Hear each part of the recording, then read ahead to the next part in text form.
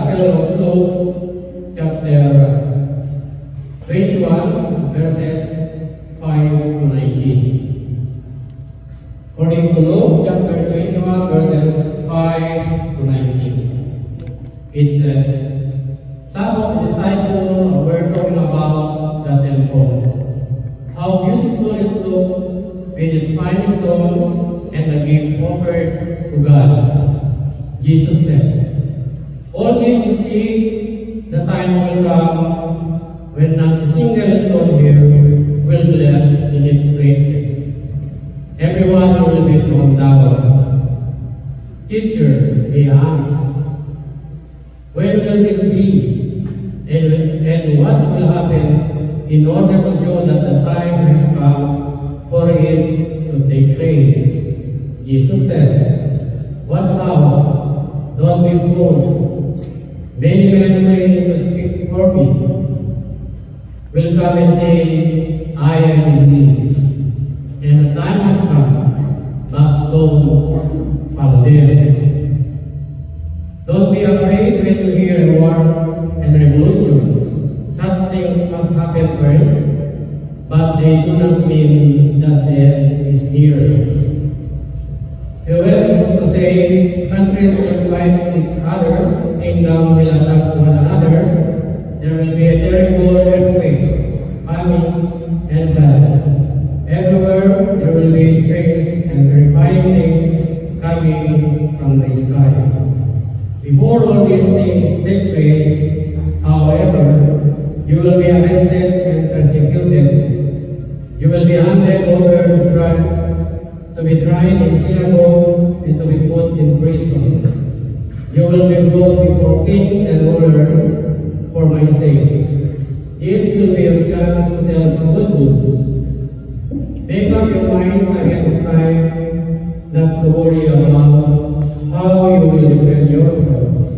But I will give you a such word and wisdom that none of your enemies will be able to refute or contradict what you say. You will be handed over by your parents, your brothers, your relatives, and your friends, and some of you will be put to death. Everyone will hate you because of me, but not a single hair from your head will be loose. Stand firm, and you will say by yourself. Brothers and sisters in Christ, the good news of salvation. To God be the glory. Yes, my brothers and sisters in Christ, I'm so blessed. Amen. All of you, why is here?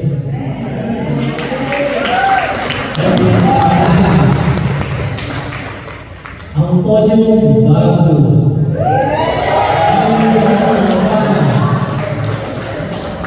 Ang fire bago. Ang speaker bago. Ngayon, nakakalat ang Diyos sa kalangitan. Alam mo kung bakit? Sapagkat nadagdagan ang dalawang magpapahayag ng kanyang ebanghelyo dito sa Montreal. Ako po yun, si Sister Lumet. Sa aming pagtatapos bilang time for training, lalo tayong pinagpala. Alam mo bakit? Yung mga kasama. Sapagkat may pumalit sa aming dalawa. Kaya accept God's word. Sister John Ido and Sister Mabis. Yang kanyang araw, tatanungin ko sila rito para mabigay ng inspiration ako. Ngayon po, ibigin namin sila ng maraming talk sa center every Wednesday. That's why we encourage of you, please come and attend the activities in the center. Amen? Sabi ni Mr. Kitano, brother, hinihinig ako, hindi ko kaya.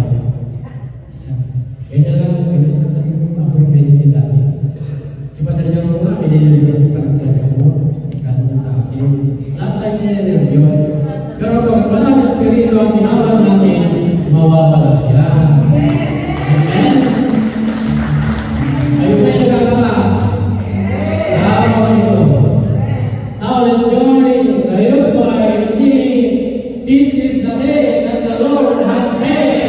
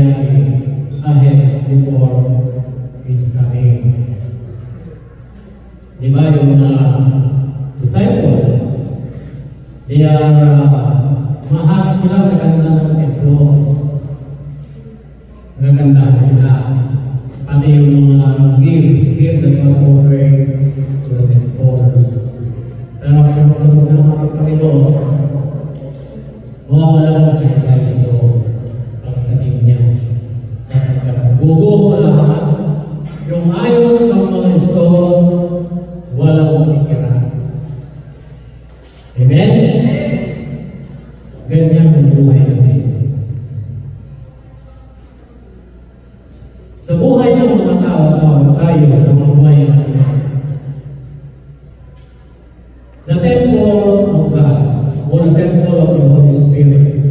is our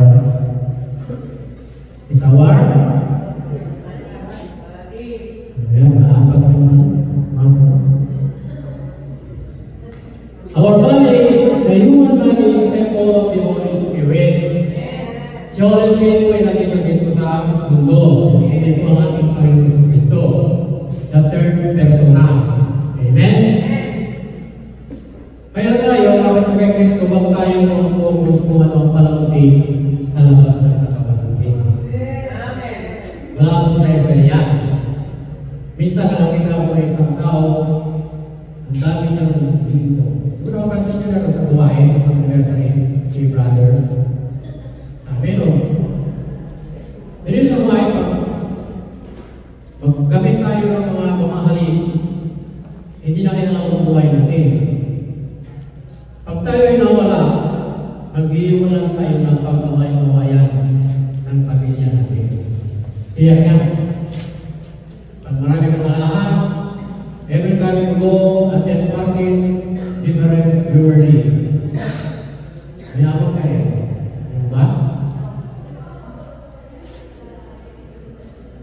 Pero sabi dito sa Bible,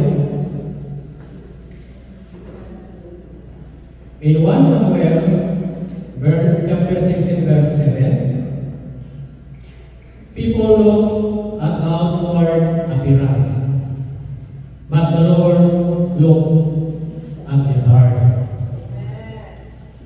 Because heart is the center of our body, where the Word of God lives. Paano makakapasok ang banal na Espiritu o salita natin sa ating puso? God invites us to surrender everything that does not please Him. Yung ay sinasabi na it's not the food that goes in our mouth that make us unclean in the eyes of God, but what is in your heart that comes out from your mouth. Amen? Yung ba, kung nalaban tayo, we cannot mix the wine and pour Lord's. Amen? So my brothers and sisters in Christ, in this first part of this gospel, Jesus is addressing his disciple directly after some of them went to the temple's beauty and they asked him a series of questions about his prophecy concerning the temple destruction. My brothers and sisters in Christ, it's written in 1 Corinthians chapter 6, verse 19 and 20. Don't you know that your body is the temple of the Holy Spirit, who lives in you and was given to you by God? You do not belong to yourself but to God. He bought you for a price, so you use body for God's glory. Amen? Gamitin natin ang ating katawan, buong katawan, ayon sa kagustuhan ng ating Panginoon.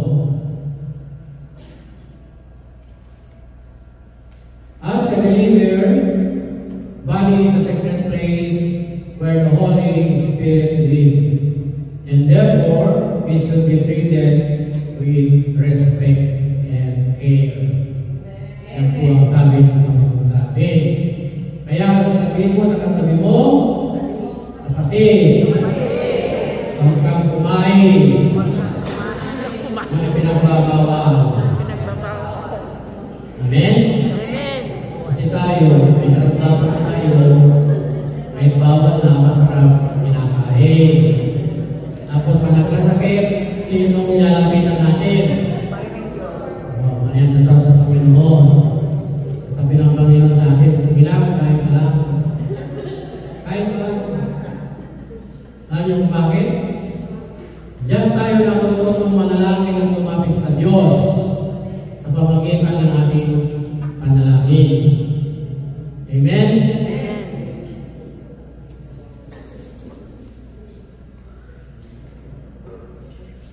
Purihin ang Panginoon.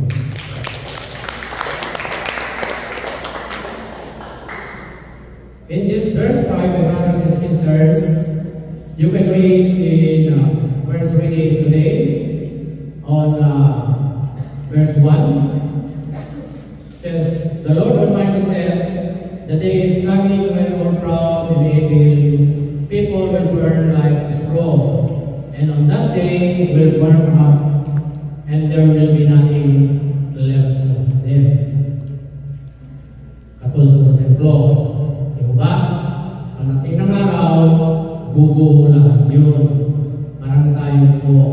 Kapag katawan natin, ay ating inapuso, inabayaan ang salita ng Diyos wala sa ating puso.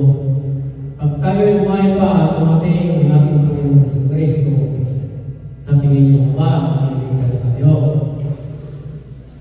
Pero sabi naman dito, sa prophecy ng ating Panginoon Jesucristo, dito na sa second part natin, may mga signs na mga war, earthquake. This sign, sabi niya dito, that's the sign, but hindi pa yan yung oras ng kanyang pagdating o ang katapusan ng mundo. Amen?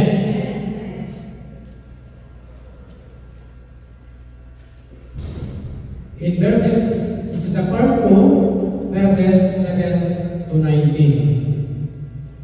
The message of Jesus is preparing his disciples for their coming persecution before the temple is destroyed, and also before the end of the world.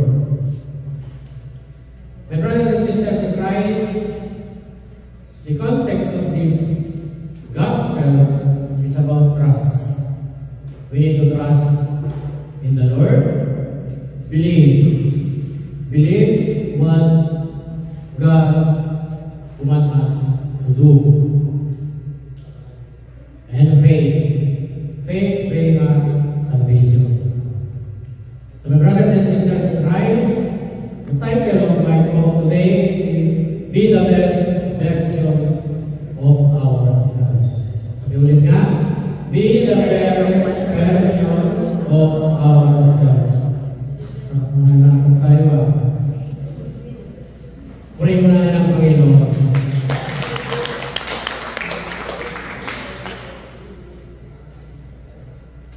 My brothers and sisters in Christ,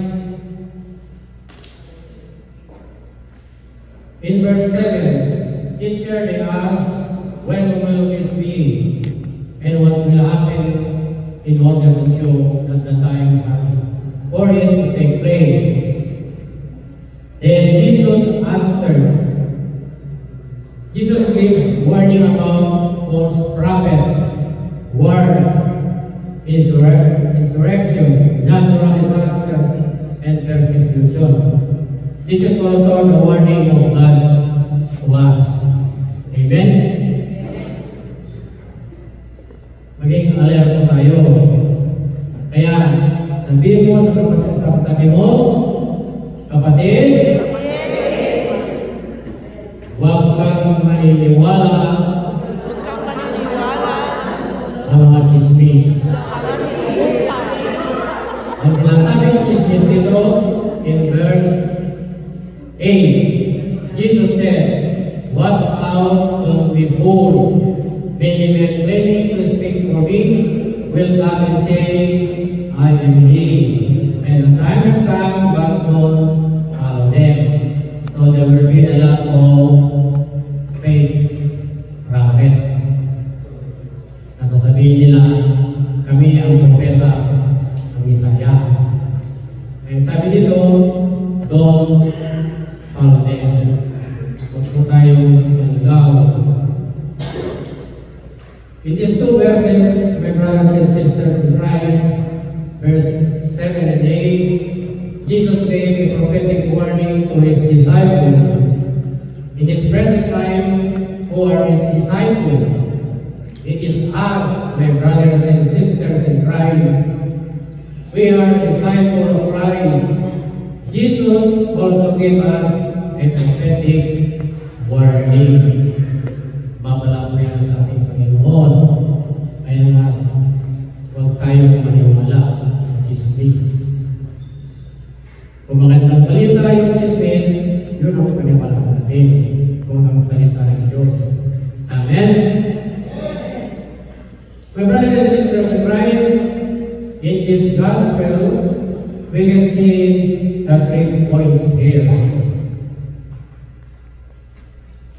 First, deceit. Ano po yung deceit?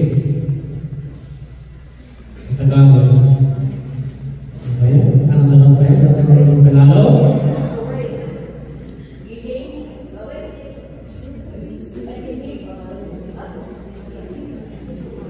Linlang. Ang tayo palinlang. Don't be deceived. Bakit po tayo palinlang? Amen? Sabi sa Hebrew chapter 12 verse 2, let us keep our eyes fixed on Jesus, on whom our faith depends from beginning to end. So kailangan tayo mag-focus sa ating Panginoong Jesucristo. Mag-focus tayo sa mga salita ng Diyos.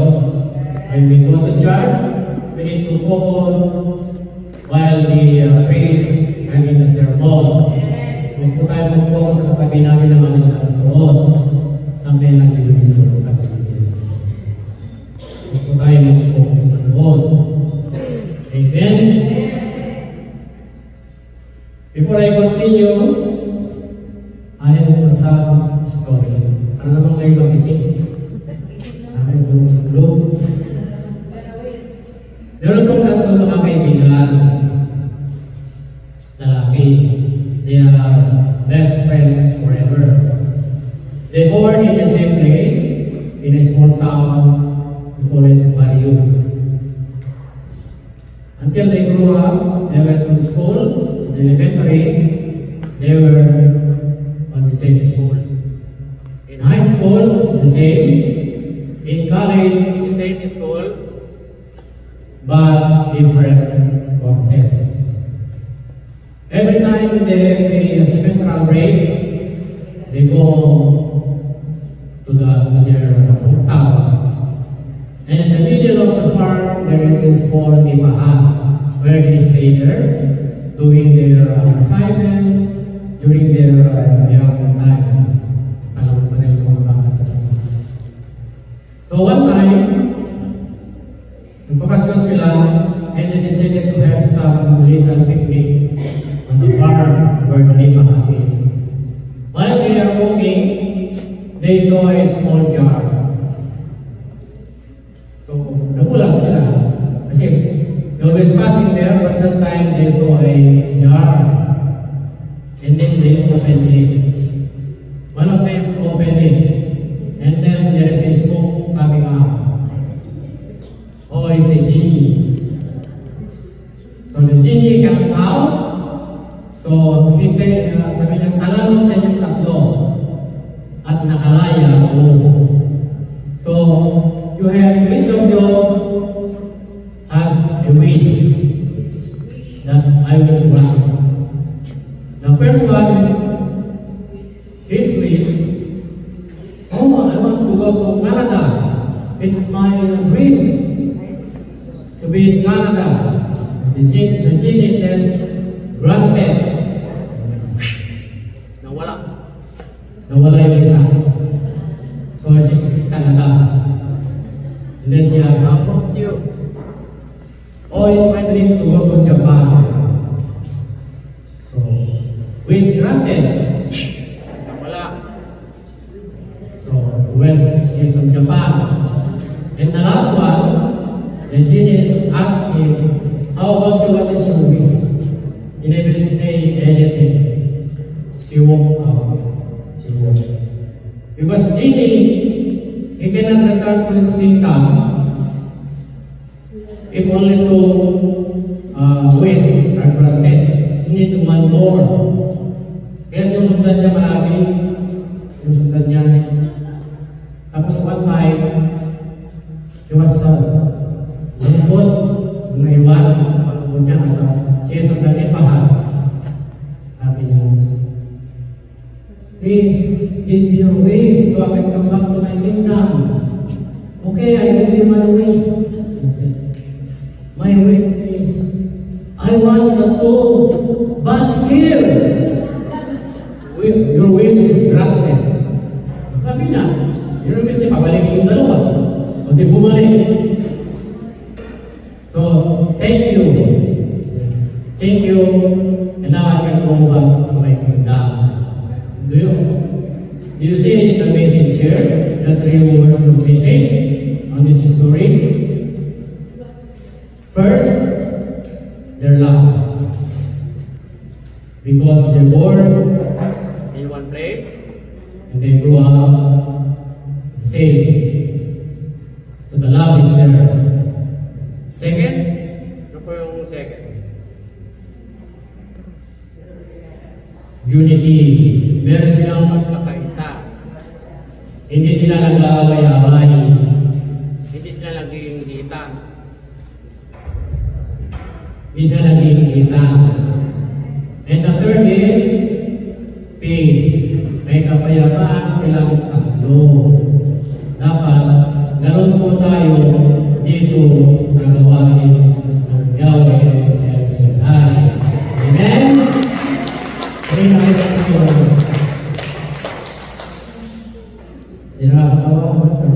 There is a message on that story. Okay, back to the gospel. Second, we can see here afraid. Do not be afraid. Sabi sa verse 9, don't be afraid when you hear of wars and revolution.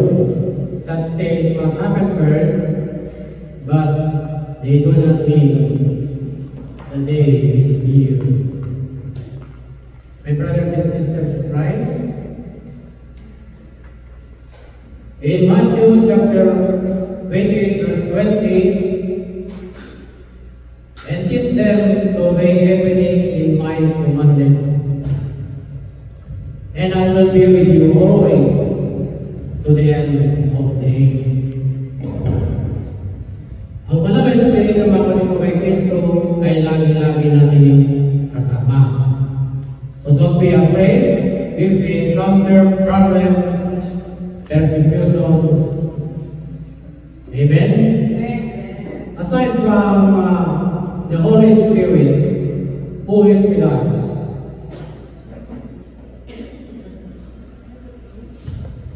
Aside from the Holy Spirit, who is with us? Amen. The angel. It says on the Psalm 91 verse 11, I will send to you the angels in charge of you to protect you wherever you go. So dalawa po yung kasama natin. The angel will protect us, but the Holy Spirit will bring us to the truth. Amen? Amen? Yan sa mga kayo ha. Medyo ninervyos. Ninervyos sa kuha.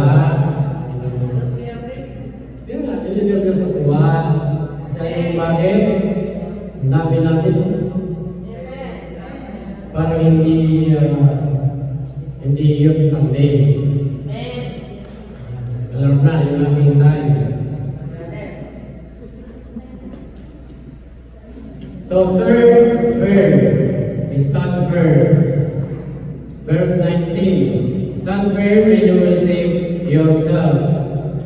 In Romans chapter 10 verse 17, so that faith comes hearing the message and the message comes through preaching Jesus. Kaya po napakahalaga po sa atin ang pakikinig ng salita ng Diyos. Dahil faith comes from hearing and listening to the Word of God. And we need to put it in practice on our action. Kailangan makita po nila kung kung paano natin isunod sa buhay, yung salita ng Diyos na ating tinanggap. Huwag po tayo sasalulat paglabas ng gawain. Hindi tayo pwede bumalik sa ating lumang buhay paglabas ng gawain. Kasi yan po ang tatransform sa atin ito every Sunday. Hindi lang every Sunday, every day, if we read the Bible. And every day, day and night, we pray. Bakit? Sa pagkatang sabi dito, sa verse 90, mga kapit ko kay Kristo, yung faith ay isa po ang nagligtas sa atin. Amen?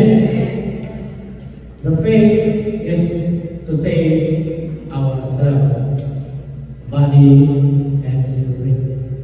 Amen? My brothers and sisters in Christ, my conclusion, let us surrender to God that those that listen to Him stand firm in faith because our Lord Jesus Christ is coming to judge the people with equity. Amen?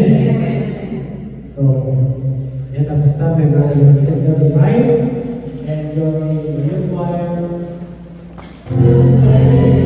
As the gospel proclaims, Jesus crucified, what will be happen before or ahead of Him? It is coming. That's why, brothers and sisters in Christ, God wants us to surrender everything to Him, to prepare our life in the coming of our Jesus Christ. Mga kapatid, kung tayo po ay may kagalit hanggang sa sandaling oras na ito, lapitan mo at humingi ka ng tawad o magpatawad ka. Sa pagkagalang saysay ang ating pagsisilbi at paglilingkod sa ating Panginoon, kung pagpasok pa lang natin dito sa kanyang holy place, ay may dala-dala na tayo hindi kalulog-lulog. The Word of God is nothing in your life. If your heart is full of things that hindi galing sa ating Panginoon,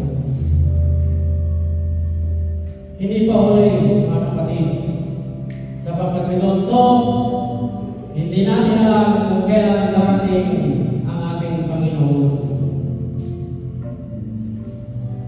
Walang nakakaalam kahit siya maliban sa Diyos Ama. Kaya be alert, maging alerto tayo sa araw-araw nating pamumuhay hanggat maaari iwasan natin ang magkasala. Sapagkat kung gusto ng Panginoon sa atin, ang sabi niya, those who do not take their cross, they are not my disciples. Ang ibig sabihin dito, mga kapatid ko kay Kristo, the cross that Jesus wants to be carried is our new life. Hindi tayo makasunod sa ating Panginoon kung ang dala-dala natin ay ang ating lumang buhay. Nung tayo tinawag ng ating Panginoon, binigyan tayo ng bagong buhay. Ito ang gusto ng Panginoon nating daladalagin upang tayo makasunod sa Kanya. Kaya Panginoon, salamat po sa araw nito, sa muli mong paggamit sa akin, sa papahayag ng iyong mga ebanghelyo. Ang iyong mga salita na pinatulong niyo sa akin, na aking inahayag sa aking mga kapatid, naway magbigay sa kanila ng pagbabago. Araw-araw sa aking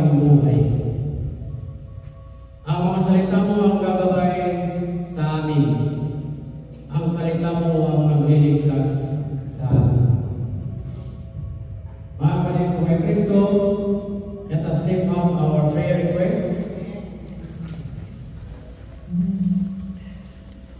Panginoon, narito nga ako mga kapatid. Itinataas sa inyo ang aming prayer request. Ang aming panalangin, kahilingan ng panalangin. Ano man ang nakasulat dito, O Lord, at hindi namin na isulat, ikaw lang po ang nakakalam kung ano ang aming pangangailangan. Pangangailangan financially, pangangailangan of healing. Those who are praying for miracle healing para sa kanilang karamdaman, sa mga karamdaman ng kanilang mga kakilala, kanilang family, relatives, their neighbors, who ask for prayer. Ikaw lang po, Diyos, ang nakakalam kung kailan mo ito tutugunan. Lahat po kami ang sumamo na aming panalangin ay iyong tugunan. And we claim it, Lord, that our prayer requests already answered. Amen. In the name of the Father, the Son, and the Holy Spirit. Amen.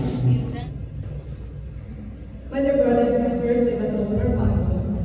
We're back in the second letter of St. Paul to the Thessalonians, chapter 2, chapter 3, verses 7 to 12. Are you ready, people of God? Amen.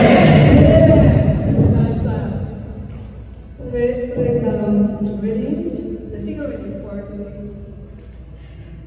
And it says, you yourselves know very well that you should do just what we did. We were not lazy when we were with you. We did not accept anyone's support without paying for it. Instead, we worked and toiled. We keep working day and night so as not to be an expense to any of you. We did this not because we have no right to demand our support. We did it to be an example for you to follow. While we were with you, we used to say to you, whoever refuses to work is not allowed to eat. We say this because we hear that there are some people among you who live lazy lives and who do nothing except meddle in other people's business. In the name of the Lord Jesus Christ, we command these people and warn them to live orderly lives and work to earn their own living.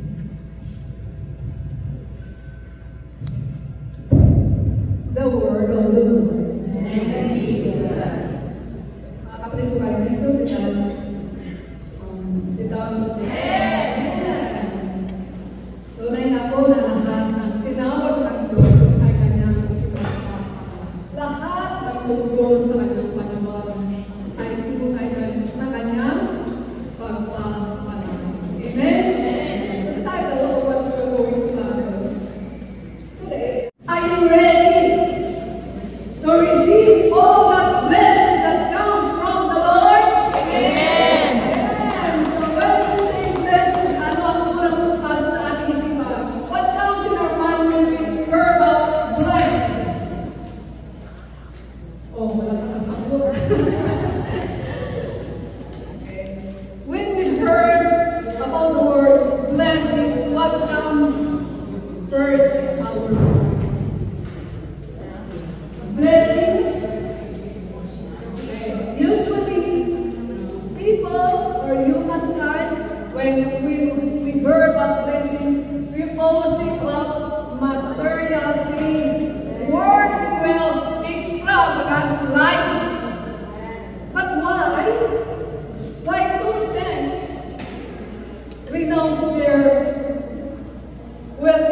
when it is really important in our lives.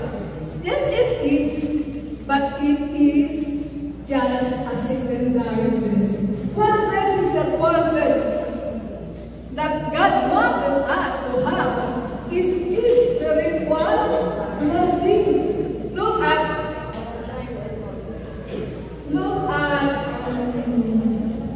St. Francis of Assisi. He is a very wealthy man. Napakalaki ang iniwan na wealth ng kanilang parents sa kanila when they died. And yet, St. Francis of Assisi renounced it. Nagtira lang siya ng sapat para sa kanyang kapatid na babae.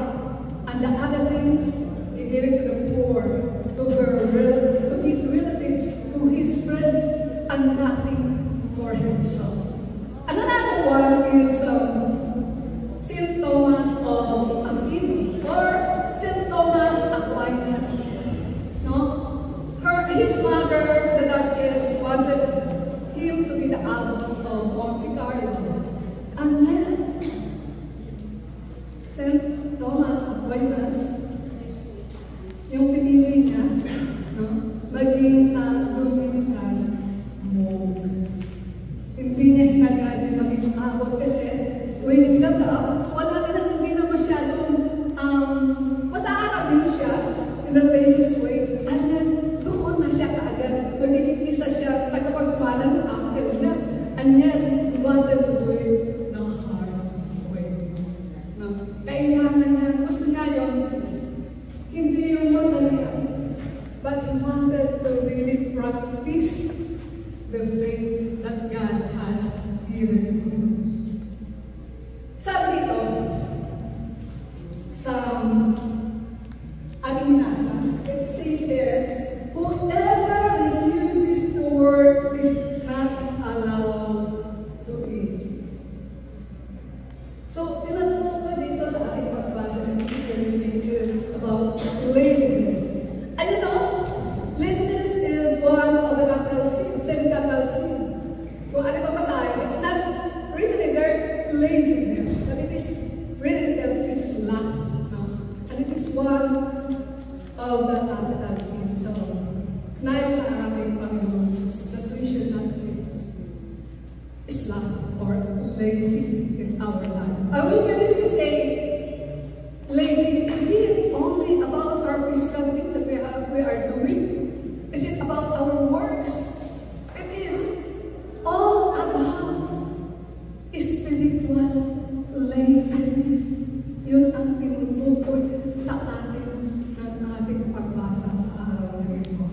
And yet, sabi sa in the Bible, it is written, seek ye first the kingdom of God and His righteousness, and all His things will be added unto you. So, hindi naman talaga nais ng ating Panginoon that we're going to be poor and maghirap tayo, but God wanted us na unahin muna natin siya, yung ating spiritual life. Not only the temporal necessities that we have to work on to, but also our spiritual needs. Amen? Tignan niyo si King Solomon. Did King Solomon ask for wealth? No. What did he ask? Wisdom. And that wisdom is to govern the people of God. Hindi niya iniisip ang sarili niya. And yet God told him na dahil hindi niya hiningi ang kayamanan, ang mamatay ng kanyang mga kalaban, and wisdom to govern His people, that He can do the will of God for His people. To be the King of all the people of God, na to live them in a holy life. Gusto na kwento? There is okay, wag na kayo sumagot. Inirecho ko na. Sa atin ng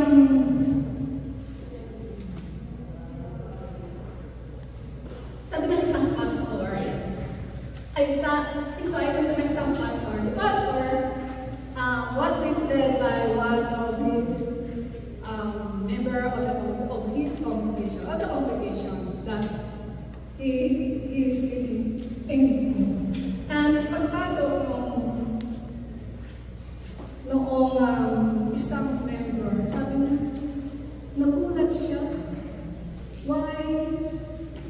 Pagpasok niya doon sa tinitirhan ng isang pastor, is that nakita niya, it's just a small table, 2 chairs, and a single bed. Ang lahat na doon na. And the man asked the pastor, Pastor, why you are living in itong ganitong pamumuhay? Because you are a pastor, you should live in yung life na dapat na niluloob ng Diyos para sa kanya.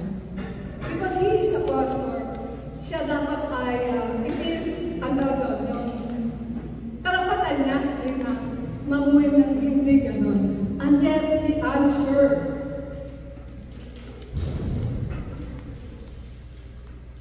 I only live like this because the most important thing in this life is to do the will of God. And every time I act on a mission, if I have those extravagant life, I have those mga maranyang pamumuhay, maranyang mga kagamitan, itiwanan ko din ito. It is useless. I will just leave it. But when I'm on a mission, God will always provide all my needs. Sabi niya. And that is what is our God wanted us to have. Na ating matutunan sa pagbasa nito. God is wanted us not to be lazy to work in our spiritual life. To really have a life full of blessings in nothing more than our believers. And there are 3 things that God wanted us to do. Una, act with diligence. And when you say diligence, ano bang ibig sabihin ng diligence? Careful and persistent effort or hard work. Sabi sa verse na ating nabasa, we did not accept anyone's support without paying for it. Instead, we work and toil. We keep working day and night so as not to be an expense to any of you. Yes, tayo lahat ay mga anak ng Diyos, tayo lahat nandito na. And do we say that we already know the Bible? Alam natin lahat ng nilalaman ng Biblia, ng history ng Biblia. Sapat na po ba iyon that you know the Bible verses, yung laman ng Holy Bible? But God wanted us to really meditate on it. Imagine natin ito. Kailangan natin magbasa at matutunan kung ano ang nais ng Diyos upang sa ating buhay will become like what our Lord Jesus Christ showed us as an example. At pangalawa is live according to encouragement. Pangalawa is encouragement. Encourage one another. So sa verse 9, we did this not because we have no right to demand support. We did it to be an example for you to follow. It's an encouragement, just a word that will say, halika na, dito tayo. But rather, St. Paul is saying us to live a life that what God has shown us, to be an example, to be a model, so that others can imitate us. That is the encouragement that God has wanted us. Ibig sabihin, mamuhay tayo ayon sa kalooban ng Diyos. Tayo ay, upang tayo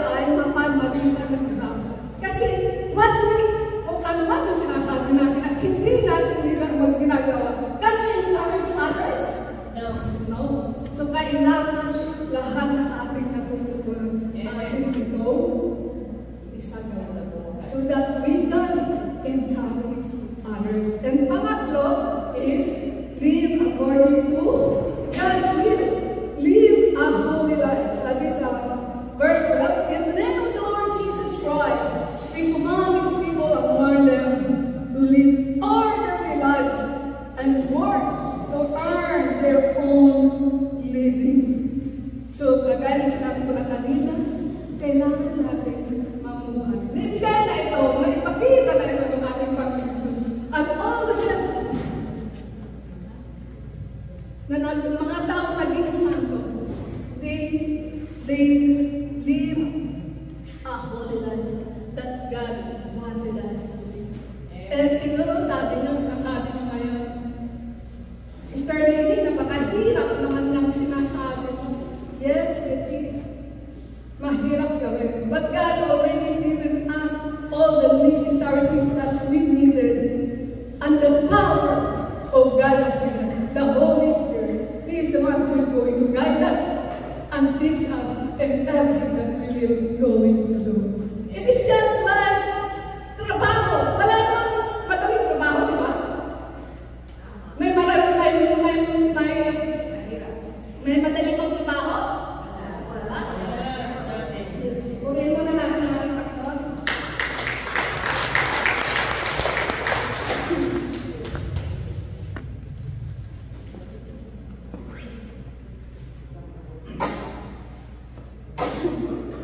Walang madaling trabaho. But if you will going, if we are doing it every day of our life, nagiging madali na lang ito. Amen? Because sanay ka na. Ganun din po sa ating pamumuhay bilang isang Kristiyano, as we live kung what God wanted us to do. And we continuously, we will going to progressively live according to His will. Amen? Amen.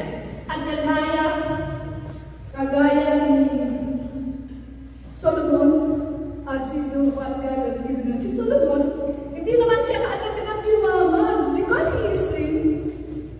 Yung mga nasasakupan niya, binigyan siya na, nililigan naman siya sa atin. And nung nabalitaan, maparating na mga kaharian, they come from afar and offered him treasures. Ganun din po sa atin. As we go on living the Word of God, a holy life, yung mga pangangailangan natin, hindi na natin namamalayan, ito ay dumarating na. You see, it is a good example, just right. This afternoon, iniisip ko that I am going to buy a goat, but when God answered it, may lumapit sa akin, binigyan mo ako ng isang jacket na pang-winter. Is that God is good? Yes! Like Cristo.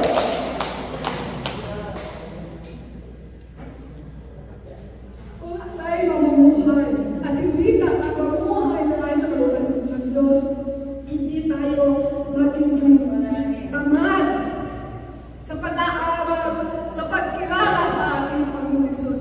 Ganon din tunay na siksik din umaamaw ng biyaya ang ating